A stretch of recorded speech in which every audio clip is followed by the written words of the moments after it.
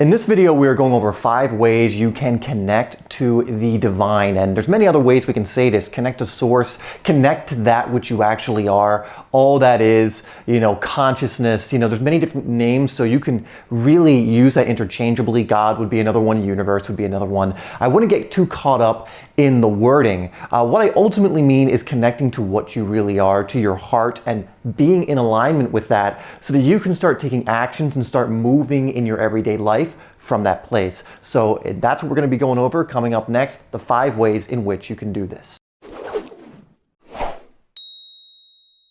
So before we jump into it, my name is Dave and this is HeartSpace, where I am creating videos every single day to help you along your heart path. And I create these videos, I have my courses and coaching and all things that are really designed to help you move further along that path, to stay in alignment with what you actually are, to start living that life you actually want to live. One thing that can help you is to get my course, The Miracle of Meditation, down below for free. It's a full-blown video course, again, that you can get for absolutely free. So you can download that down below through the link in the description. Now, without further ado, let's jump into what we're covering in this video. We're going in reverse order, starting with number 5, and number 5 is going inward. What you really are is within the inner world. We have to remember that the external world comes from the inner. The foundation, the base, the bedrock, essentially, of everything you see around you and everything you perceive around you is the inner world. That's where you can connect to your intuition, to your heart, to your soul, and what you actually are. And the more time you spend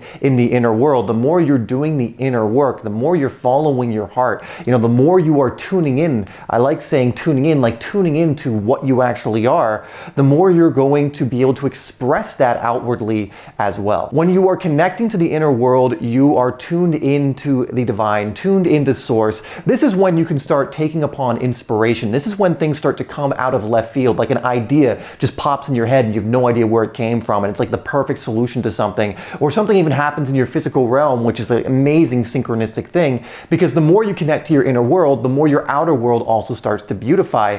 Like I've said already in this video multiple times on HeartSpace, is the outer world follows the inner world. The inner world has to do with the quantum, the energetic, the spiritual realm, so things happen instantaneously and just take a little bit longer to manifest in the external, which is why it takes a little bit of time. But the more you connect to the inner world, the more you do the inner work, the more over time you will see the outer world start to beautify. But again, if you want to connect more to what you actually are, go inward. In fact, in the comments, if that resonates with you, put "I am connecting to my inner world," or you can say "I am connecting to the divine."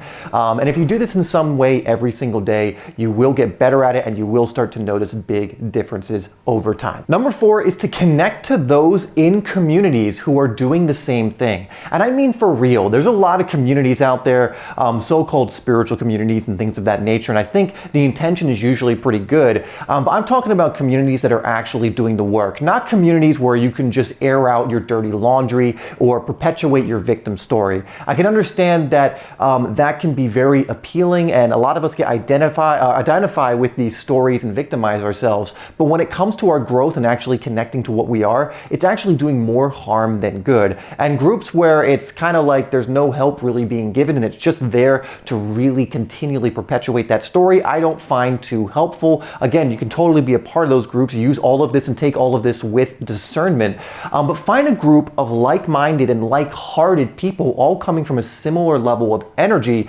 and by being in that group, it's going to help you to learn the practices, to be in a good energy most of the time, and get some real assistance.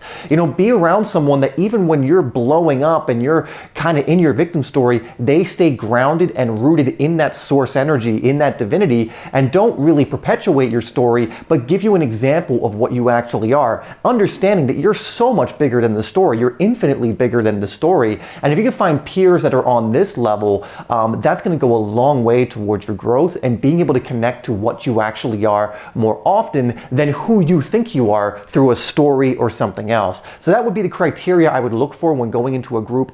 It's a bunch of people actually doing the inner work, not just complaining and moaning and talking about it, but actually doing the work. Again, not hustle grinding kind of work, the inner work, taking care of their soul, their inner garden, so to speak, really beautifying that. And you can usually tell because these people usually have a very beautiful physical reality as well, because the outer world follows the inner world. So if this is resonating with you so far, you've gotten something out of it, please hit that like button. It helps to get out to more heart-centered people or people who are aiming to be that. And now let's move on to number 3. And number 3 is removing that which you are not. Now, I kind of mentioned this with the victim story, and everyone has kind of like a little victim story that our ego likes to bring us back to time and time again. And this one is about removing that story and really releasing it because it's not who you are. It's about releasing the heaviness that actually isn't you, that you've just picked up on your human journey thus far, right? When you came into this world, you didn't come in with those shadows. You didn't come in with those stories about you being inadequate or the world being unfair or whatever, or I'm not good enough or whatever else it is, or I'm not deserving of love, or I have to do X, Y, and Z and be a certain thing to get love, whatever it is. Those aren't real. They're just stories that we've repeated to ourselves time and time again. It might be in the very beginning we were given that story by a parent or a teacher or someone else, and they kind of gave us that energy and story, maybe because they had it themselves or, you know, for some other reason, and then we continually repeated it to ourselves through our subconscious mind over and over and over again. It doesn't really matter how you picked it up, but one of the things you can do, one of the best things in my eyes on your spiritual development or on your spiritual journey is to do the shadow work and the letting go and the releasing to remove these stories that are not actually you, to understand that you're separate from them and to connect more to what you are. And letting go and doing the shadow work is one of the best ways to really help you connect more to what you are, because when you release that, you just allow more of what you are naturally to flow in naturally. It's always trying to flow in, and we just create these blockages through our stories, through our heaviness and things we're holding on to.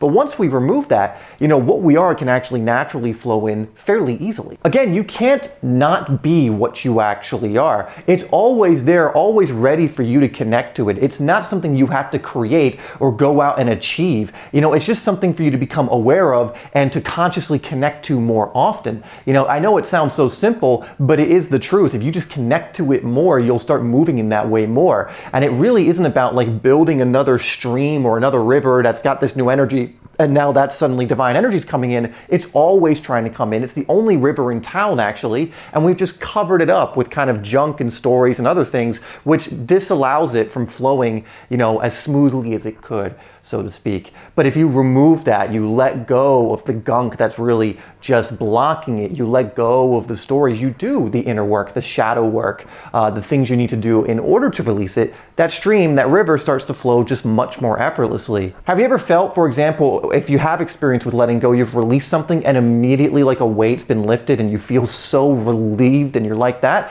That's because you've released some of the blockages and this well-being has just started to flow in immediately after doing that. Maybe you've cried it out, maybe, you know, you just had a certain realization, maybe, you know, so you just let go of something and boom, this well-being, just this relief, this just, oh my God, this relaxation just came in. Number 2 is to move more towards excitement and really lean into it. You know, I have a mentor who loves to say, what are your 10 out of 10s? And I think that's a really good way of looking at it. What are your 10 out of 10s from your heart? Because the more you do the things from your heart, the more you're connected to what you are, because that excitement is not coincidental. You wouldn't feel excited towards certain things, especially from the heart, if your soul wasn't like kind of moving you in those directions, right? Like maybe you're so excited because about painting or a certain instrument or traveling or a certain person or whatever it is. Remember, the physical world, we're here for a reason to also interact in the physical world, which means we can also do heart-based things in the physical world. The problem isn't the physical world. The problem is making that the base reality or the most important thing, or from acting in the physical world, but not from a spiritual foundation. Again, it's not right or wrong. It just causes a lot of resistance and usually a lot of pain and suffering and struggle, right? But when you lean into your excitement, you follow your heart in that way, that's when you start moving down your heart path. And when you're moving down your heart path, you're again allowing that well-being to come in. If you've ever known someone who's just so enthusiastic and excited about life genuinely, and they're just always doing these amazing things, it's usually because that's what they're doing. They're just following their excitement, and that excitement can be anything. Really, it'll be different from person to person. For example, one person, the excitement might be going on adventures all of the time, and that just fills them up. For another person, it might be just developing a home and being at home more often than not. But they freaking love their home, right? And they love being there, and they've set it up in a way where it's a high conscious environment. So what are those 10 out of 10s for you? What is that excitement that's coming up for you? And to really lean into it. And if you want to, let me know in the comments, what do you feel is a 10 out of 10 for you that you can start just doing a little bit more each day, honoring it a little bit more, connecting to it a little bit more, because when you're connected to those 10s, you are connected to what you are. And number one is to tune in and tap into the awareness of what you are more often. I think I've mentioned this on this channel before, but there's a very simple exercise you can do in order to do this. You see, we get so caught up in the past or the future, or we get hooked into the physical world that we forget what we are and that we can tap into it, and it's like right under our noses the whole time. And that we are actually the infinite awareness that's observing everything. Sometimes we get hooked into our stories of the past, or hooked into the stories we want to happen in the future. Sometimes we get hooked into the physical realm, like I don't have enough money, I want this relationship. Again, these are stories as well. You know, notice how most of them are always stories, right? They're usually fictional stories, like I won't be happy unless I have the relationship, but is that true? Or, you know, I'm not safe unless I have X amount of money, but is that true? Are you dead right now? You know, like whatever it is. But we create these stories for ourselves, but one thing you can do is tune into the awareness that you are. Now, that might sound weird if you're thinking like, what do you mean the awareness that I am? Well, check this out. If you tune into this, you'll start to notice that you're separate from the stories. You'll start to notice that you're separate from the past and the future, and that you're actually this eternal present moment of now. You are, you know, source energy that's happening right now and always has been and always will be. And what you can do to tap into this is just simply ask yourself a simple question. And it's just, am I aware? In fact, I have it written on my hand. You might not be able to see it. It's upside down. But it's just a reminder to myself whenever I look down to continually ask myself the question, am I aware right now? Or am I getting hooked in, you know, to all of the other agendas, all this other energy that's around me? Or am I being grounded and rooted in what I am, which is infinite awareness? So you can just ask yourself throughout the day, am I aware? And when you become aware of awareness, you immediately connect to it, and you'll immediately start seeing separation between what you actually are and what you are not. So that's the stories and everything else. So for example, if I'm getting a little frantic or a little rushed or something, I'll just be like, am I aware? And suddenly that rushness starts to kind of move further away from me, and I realize I'm not that, and all the things that are making me feel rushed are not me. They're also really not that important. And I realize that I'm just the awareness looking at all of it. And then I can make a decision, you know, if I want to, on how I want to relate to it. You know, a lot of times our automatic choice is, oh, I'm going to identify with it, which is, again, where a lot of our issues come from. But if you ask your question, ask your question, this question, like dozens, hundreds of times a day if you need to, and you'll get better at it, and you'll then start automatically hooking into this awareness more often. And from that place, you're going to make better decisions. You're going to decide to move into your 10s more often. You're going to decide to do the inner work more often. But just by asking that incredibly powerful question, am I aware, more often, again, the question is, am I aware? And then doing that more often is going to help you in so many ways connect to what you actually are, because when you just ask that question, you in that moment connected to it. And it might be for just a second if you're not practiced at doing this, but as you get better, you'll do it more and more. You'll get better at connecting to it. You'll be better at tuning into that instead of getting hooked into everything around you. Now, you are absolutely going to start waking up, so to speak, the more you do the things that we mentioned in this video, that I mentioned in this video. But if you want to see 10 signs that you are starting to fully awake, watch this video next, because some of these things are going to show up as you continually do this. And these are great positive confirmations that you're on the right track. So I'd go watch that next. It's a nice hefty video, but gives you some great signs and some great confirmations, and I'll see you over there.